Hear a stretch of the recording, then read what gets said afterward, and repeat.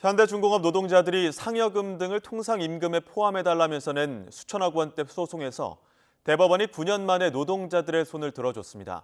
특히 쟁점이 됐던 신의성실의 원칙과 관련해 기업이 일시적인 경영상의 어려움에 처해도 향후 극복할 가능성을 고려해야 한다고 판단했습니다. 취재기자 연결해 자세히 알아보겠습니다. 우철희 기자. 네, 대법원입니다. 네, 대법원이 소송 9년 만에 노동자들의 손을 들어준 거죠? 네, 그렇습니다. 대법원은 오늘 상고심 선고를 통해 현대중공업 노동자 승소 취지로 항소심 판결을 파기하고 사건을 부산 고등법원으로 돌려보냈습니다. 지난 2012년 현대중공업 노동자들이 회사를 상대로 상여금 등을 통상임금에 포함해 법정 수당과 퇴직금 등의 차액을 달라고 소송을 낸 지 9년 만입니다.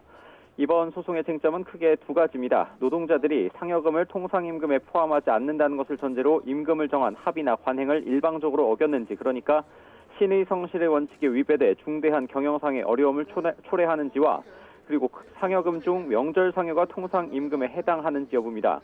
앞서 1심과 2심 법원의 판단은 엇갈렸습니다. 1심 법원은 노동자들의 요구가 신의성실의 원칙에 위배되지 않고 상여금도 통상임금으로 인정해야 한다고 판단했습니다. 하지만 2심 법원은 노동자들의 요구가 신의성실의 원칙에 위배된다고 회사 측의 손을 들어주면서 상여금 중 명절상여는 통상임금에 해당하지 않는다고 봤습니다. 대법원은 노동자들의 요구가 신의성실의 원칙에 위배된다고 볼 수 없다는 점을 분명히 했습니다. 기업이 일시적으로 경영상의 어려움에 처해도 사용자가 경영 악화를 충분히 예견할 수 있었고 향후 극복할 가능성이 있는 경우에는 신의성실의 원칙을 들어 노동자의 추가 수당 청구를 쉽게 배척해서는 안 된다는 겁니다. 재판부는 또 추가 수당의 지급으로 회사 측의 중대한 경영상 위기가 초래된다거나 기업의 존립 자체가 위태롭게 된다고 인정하기도 어렵다고 설명했습니다. 그러면서 명절상여를 특정 시점에 재직 중인 근로자에게만 지급하는 임금이라고 볼 수 없다면서 통상임금으로 인정해야 한다고도 판단했습니다. 이번 대법원 선고는 부산 고등법원의 파기환송심을 거쳐 최종 확정됩니다.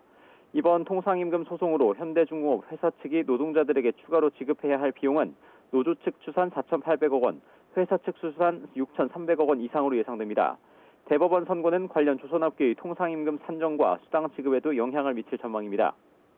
노조 측은 대법원의 현명한 판단을 환영한다면서 아직 지급되지 않은 임금의 지급 계획을 협의해야 한다고 강조했습니다. 반면 회사 측은 대법원 판결을 존중한다면서도 판결문을 검토해 파기환송심을 적절히 대응하겠다고 밝혔습니다.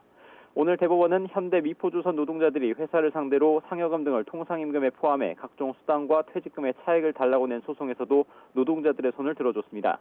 지금까지 대법원에서 YTN 오철입니다.